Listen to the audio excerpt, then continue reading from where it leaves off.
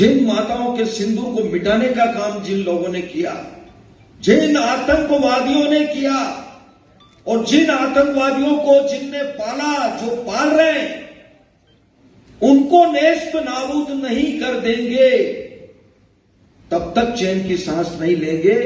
और यशस्वी प्रधानमंत्री जी को हम धन्यवाद देना चाहेंगे।